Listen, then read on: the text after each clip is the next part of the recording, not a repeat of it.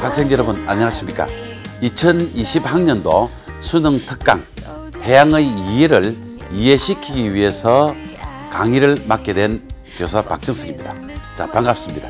이 해양이라 그러면 어렵습니다. 어려운데 쭉 오랫동안 강의를 하면서 여러분들에게 어떻게 강의를 해주고 어떻게 이해를 시키고 하는 게 좋으냐는 것을 무지무지하게 고민을 하고 방법도 바꾸어 보고 해봤습니다만은 제일 여러분들에게 좀 강의 방법은 뭐냐?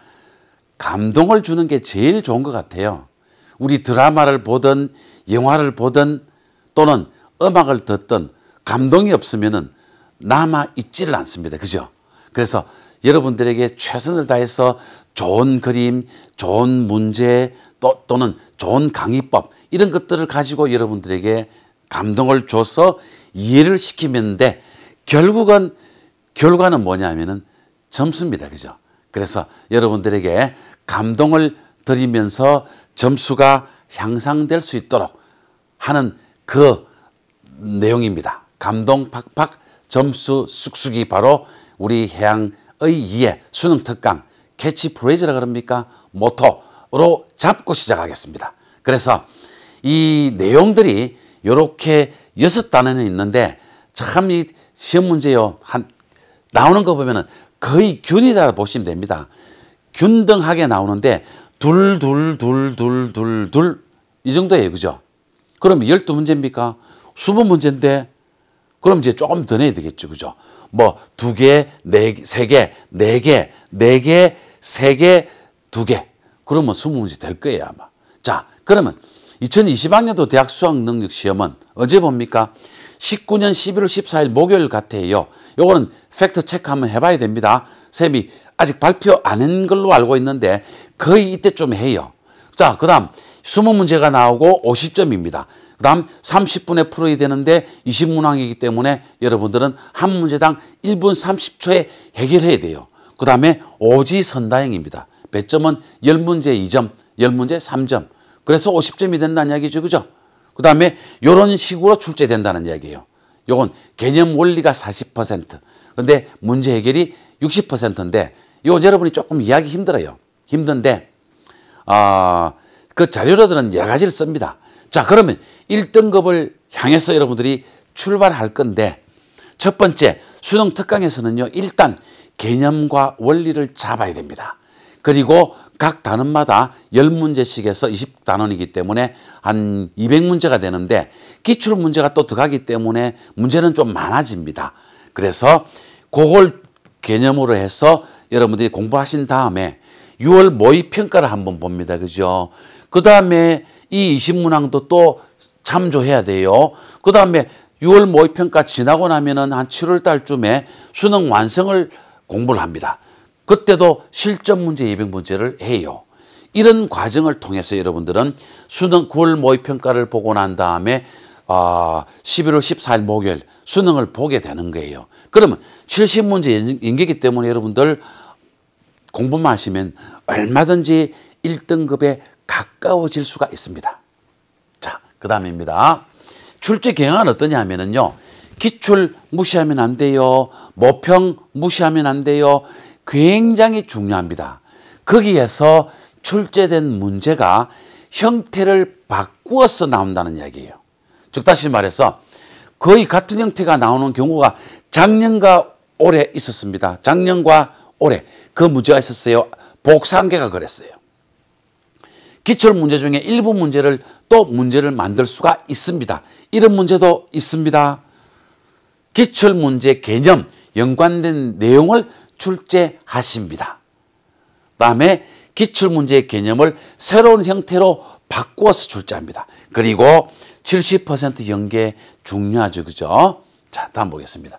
요거는요, 뭐냐 하면은 제가 그냥 보여드리려고 갖고 온 거예요. 요것은 16, 17, 18, 19학년도의 수능 문제만 가지고 각 단원별로 또는 번호별로 어떤 문제가 출제됐냐는 것을 지금 이렇게 만들었는데 요 데이터는 자료실에 올려드릴 테니까 언제든지 참고하십시오. 됐죠? 그죠? 이거는 한글 문서로 올려드릴게요. 하나만 예를 보겠습니다. 하나만. 보시면은 여기 해초류가 2018학년도 1번 나왔죠. 그 다음에 쭉 보십시오. 없죠? 여기는 여기 나와 있는데, 그죠? 17년도 나온 거예요. 나오고 나왔어요. 그 다음 여기는요, 안 보인다, 그죠? 그 다음에 11번으로 넘어갈게요. 11번 가면, 여기 또 나오네요. 이렇다는 이야기예요. 18학년도, 17학년도, 19학년도 다 나왔다는 이야기예요. 무슨 형태인지 아시겠죠? 그래서 개념이 형태만 바꿔서 출제가 된다. 이게 수능 문제예요. 요 정도 하시면 되고요. 나머지는 올려드릴 테니까 여러분들이 참고하십시오. 이런 것은요, 비포 용지로 뽑아가지고 집에 비포 없잖아요. 그러면 학교 가서 쌤한테 이야기하든지 A4로 뽑아가 쌤 이거 비포로 좀 뽑아주시면 안 돼요 하면은 공부하는데 쌤 다 뽑아줘요. 그거 뽑아주면 책상 앞에 딱 붙여놓고 보면 되잖아요. 그죠? 자, 시험 유형이에요. 요게 시험 유형인데 개념 원리 2에 우리 일상생활에 관련된 것, 즉 다시 말해서 작년에 나왔던, 올해 시험 나왔던 오이무침, 그게 1번인가요? 1번. 오이무침이 딱 시험에 나오잖아요. 그게 염분차 발전, 2번입니다. 1번은 메탄하이드레이트고요. 그래서 여러 가지 자료들을 이용해서 소재를 가져와서 시험 문제를 만들어서 내는 거예요. 신문기사, 인터넷에서도 공신력 있는 것, 그 다음에 책 많이 나옵니다. 그 다음에 요거는 실험 실습도 시험 문제가 나와요. 요건 여러분들이 몰라도 돼요. 그 다음에 직장생활, 생활 관련 실무를 문제를 만들어서 상황을 만든다는 얘기예요. 연구원과 뭐 누구와 선생님과 학생, 그죠? 그게 바로 다 그런 거예요. 그건 아무 필요 없는 내용이에요. 그냥 상황을 만들기 위해서 한다는 그 이야기고요. 메탄하이드레이트 이번에 시험 문제 1번 나왔습니다. 설명 요거는 수업 중에 또 드릴 거고요. 2번 문제입니다. 해수 염분차 에너지 문제인데 우리 부엌에서 어머니께서 오이무침 만드는 문제로 나왔어요. 그 다음에 북태평양 고기압 문제가 나왔는데요. 3번 문제예요. 그 다음 4번은 해색 원격 탐사인데 이런 경우에는 식물 플랑크톤이나 광합성을 측정할 수 있는 그런 문제예요. 굉장히 어렵고 많이 틀리는 문제입니다. 그 다음에 발산형 경계 5번 문제입니다. 해양판과 해양판이 서로 멀어지는 발산형 경계예요. 지진과 화산활동이 풍부하게 잘 일어납니다. 빈번하게. 그 다음에 혼합층의 두께 변화인데요. 6번 문제예요. 이런 경우에 보시면은 수온이 혼합층 두께가 요렇고 그 다음에 수온 약층이 요래 나타나는데 두께가 틀리죠. 그죠? 왜 그러냐? 바람 때문에 그렇다는 이야기예요. 그 다음 6번 문제는 요 문제가 앞에 그 문제 이렇게 출제를 가능하다는 얘기예요. 우리 쌤들이 이것을 이렇게 출제해도 가능하다는 그걸 지금 보여주는 그런 문제입니다. 자, 넘어갈게요. 복사한계 이것은 올해도 나왔고 작년에도 나왔어요. 이것은 공기가 냉각이 되어서 안개가 만들어지는 원리예요. 즉 다시 말해서 기온이 낮아서 생기는 것입니다.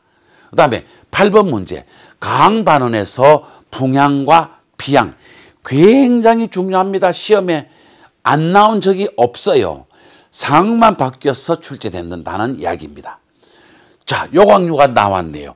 요것은 절지동물의 갑각류인데 이것은 바다의 쌀입니다. 쌀. 우리 사람들이 주식으로 삼는 게 쌀이죠. 그죠? 없으면은 해양 생태계 아주 그냥 다 없어져 버립니다. 굉장히 중요한 거예요. 특징을 물어봤다는 이야기예요. 그 다음에 심층순환. 수온과 염분에 따라서 밀도가 생기는데 그 밀도 때문에 수온이 낮고 염분이 크죠.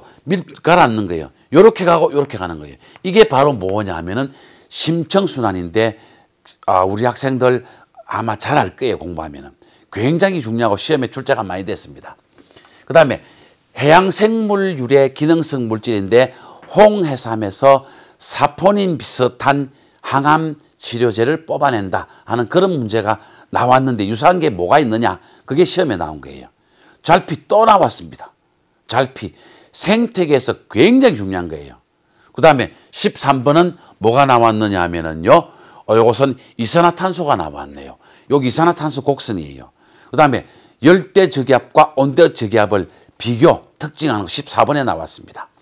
해양 생태계에 있어서 생산자에 관련된 것을 물어보았네요. 다음 16번, 매년 시험에 나온다고 생각하고 공부하십시오. 풍향과 풍속, 구름과 일기. 그 다음에 경골오류 도다리가 출제됐습니다. 경골오류의 특징을 물어보았네요. 그 다음에 저거 잡는 방법이에요. 채집 방법.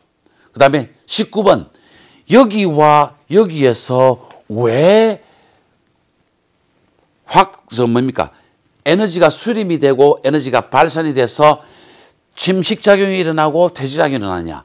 수심 때문에 그렇습니다. 수심 때문에. 파에너지의 굴질이에요. 그 다음 20번.